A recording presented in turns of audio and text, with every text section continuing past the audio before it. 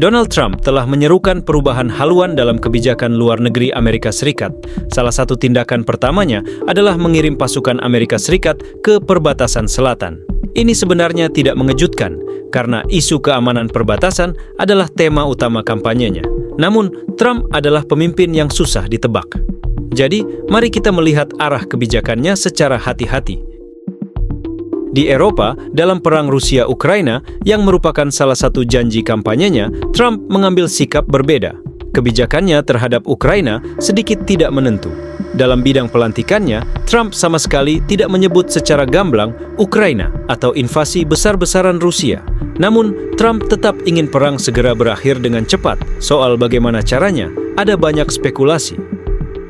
Pertama, Trump sudah memperingatkan bahwa ia akan mengenakan tarif tinggi dan sanksi lebih lanjut terhadap Rusia jika Putin gagal mengakhiri perang di Ukraina. Salah satunya adalah menurunkan harga minyak dunia.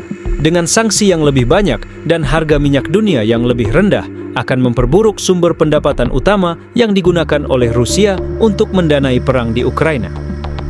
Tapi, tentunya, langkah ini akan sangat berisiko. Langkah lain yang mungkin diambil adalah menghentikan aspirasi Ukraina untuk menjadi anggota NATO dan mengizinkan Rusia mempertahankan kendali atas wilayah tertentu Ukraina. Sebagai balasannya, Trump akan meminta Rusia menarik diri dari wilayah lain yang juga sedang diperebutkan.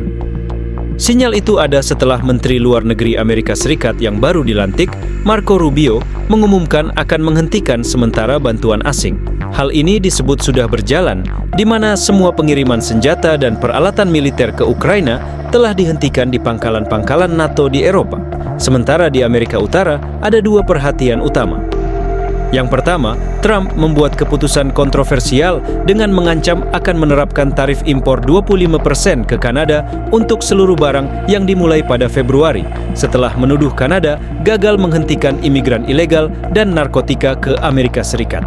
Bukan cuma masalah gagalnya Kanada menghentikan imigran ilegal dan narkotika, Trump juga punya misi lain. Dalam banyak kesempatan, Trump terus melontarkan gagasan bahwa Kanada harus bergabung dengan Amerika Serikat sebagai negara bagian yang ke-51. Tapi, yang cukup kontroversial adalah keinginan Donald Trump untuk menguasai Greenland, pulau terbesar di bumi yang berada di bawah kedaulatan Kerajaan Denmark. Pada tahun 2019, Trump menyatakan ketertarikannya untuk membeli Greenland. Namun Denmark dengan tegas menyebut bahwa Greenland tidak untuk dijual. Dan di periode kedua ini, Trump kembali menegaskan perlunya menguasai Greenland. Alasannya demi keamanan internasional. Saat kekuatan global berupaya memperluas jangkauan dan jejak mereka di Kutub Utara, Greenland yang kaya mineral menjadi tuan rumah pangkalan militer Amerika Serikat karena kepentingan keamanan, terutama untuk melawan Rusia dan China.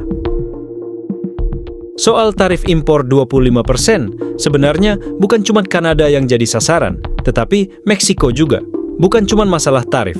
Di hari pertamanya menjabat, Trump menandatangani serangkaian perintah eksekutif. Salah satunya mengubah nama Teluk Meksiko menjadi Teluk Amerika. Hal ini pun langsung menuai kritik. Pihak Meksiko menyebut bahwa perubahan nama tersebut tidak akan diakui secara internasional. Nama Teluk Meksiko diakui secara internasional dan telah digunakan sebagai referensi navigasi maritim selama ratusan tahun. Nama Teluk Amerika hanya akan berlaku di Amerika saja. Tapi bukan cuma Teluk Meksiko. Trump juga menyatakan keinginannya untuk mengambil kembali terusan Panama dari negara Panama. Ada banyak alasan. Trump menyebut bahwa Panama telah melanggar sejumlah perjanjian dengan Amerika Serikat terkait terusan Panama. Selain itu, kapal-kapal Amerika Serikat mendapat perlakuan buruk dan dikenakan tarif yang sangat tinggi. Trump juga menuding bahwa jalur ini dioperasikan oleh China. Jika terjadi, tentunya konflik akan menghambat ekspor-impor. Konflik ini bisa menghambat distribusi barang yang melewati terusan Panama. Pasalnya, kapal-kapal yang melewati terusan Panama akan berpikir ulang untuk melewati jalur tersebut ketika situasinya memanas. Imbasnya akan mengakibatkan tingginya biaya logistik, sementara proses pengiriman menjadi lebih jauh. Sementara di Timur Tengah, kemungkinan besar Trump akan terus melakukan intervensi karena ancaman yang terus-menerus ditimbulkan oleh Iran yang berupaya memengaruhi kawasan Teluk. Iran yang dilemahkan oleh kemundurannya di Suriah dan Lebanon dapat lebih memfokuskan upayanya di Teluk, mengintensifkan persaingannya dengan Arab Saudi dan anggota Dewan Kerjasama Teluk lainnya, sekaligus semakin memicu ketegangan regional. Jadi, pemerintahan Trump harus memprioritaskan kawasan Timur Tengah dalam kebijakan luar negerinya, menegakkan gencatan senjata di Gaza. Mengapa? Karena perang di Gaza telah menyebabkan ketidakstabilan di kawasan Timur Tengah yang merimpas tambahan tekanan pada sekutu Amerika Serikat di Timur Tengah. Bukan cuma di Gaza, di Lebanon juga, serta mendukung pemerintahan transisi di Suriah. Tapi, agaknya ini akan sulit. Alasannya, di awal masa jabatannya, Trump mencabut perintah eksekutif 1415 yang dikeluarkan oleh mantan Presiden Biden yang menjatuhkan sanksi pada kelompok pemukim sayap kanan dan individu yang dituduh terlibat dalam kekerasan terhadap warga Palestina di tepi barat. Itu artinya, Trump berada di sisi Israel dan mengesampingkan gencatan senjata di Gaza. Di Asia, di periode kedua Trump, ketegangan antara Amerika Serikat dan China kemungkinan akan terus meningkat. Mengingat perang dagang yang pernah terjadi di periode pertamanya, terlebih sekarang keterlibatan aktif China di BRICS, ketegangan yang dimaksud adalah eskalasi non-militer seperti pembatasan perdagangan atau kampanye spionase. Pemerintahan Trump kemungkinan akan mempertahankan pembatasan teknologi pemerintahan Biden terhadap China dan memperluasnya ke sektor lain.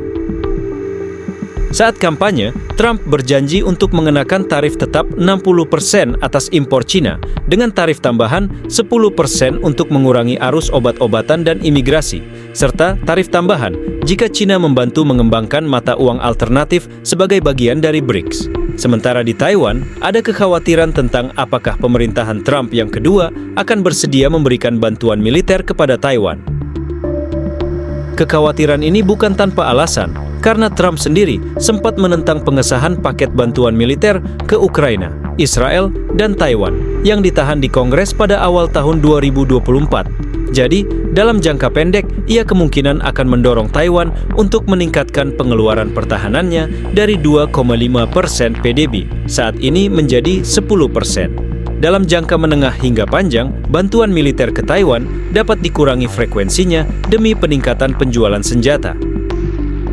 Dimulainya era Trump Jilid 2, Trump menjadi presiden pertama yang menimbulkan kecemasan lebih besar pada sekutunya daripada musuhnya. Contoh, saat Greenland dan ancaman tarif perdagangan ke Kanada. Kedua kasus ini menyoroti tantangan yang akan datang bagi pengelolaan jaringan aliansi global Amerika Serikat di era meningkatnya persaingan kekuatan besar, khususnya NATO, yang mana Denmark dan Kanada adalah negara anggota. Pilihan Trump untuk mendekat anggota NATO bukan tanpa alasan. Trump menilai, selama ini sekutu telah mengambil keuntungan dari Amerika Serikat dengan mengurangi anggaran pertahanan dan menumpang pada keamanan yang disediakan oleh jaringan Global Washington. Hal ini tentunya menunjukkan bahwa Trump akan mengambil pendekatan yang lebih tegas terhadap sekutu daripada selama masa jabatan pertamanya. Di tengah ketidakpastian ini, tentunya ada potensi pembentukan aliansi baru untuk mengantisipasi manuver-manuver Trump. Tapi kenyataannya lebih rumit. Negara-negara yang mengandalkan aliansi yang didukung Amerika Serikat tentu perlu menyesuaikan diri. Pasar global akan mengalami turbulensi. Namun, negara-negara dan perusahaan-perusahaan akan mengendus peluang. Mereka yang memiliki sarana untuk melakukannya akan memanfaatkan kecenderungan presiden terpilih untuk memprioritaskan kepentingan pribadinya. Saat Trump memulai masa jabatan keduanya, para pemimpin dunia sudah lebih siap daripada tahun 2016. Mereka tidak hanya belajar dari masa jabatan pertamanya di Gedung Putih, tetapi juga sejak itu meneliti banyak laporan tentang gaya kepemimpinan Trump yang tidak tradisional, pola pikirnya yang mementingkan diri sendiri, dan ketergantungannya pada anggota keluarga untuk membuat kesepakatan.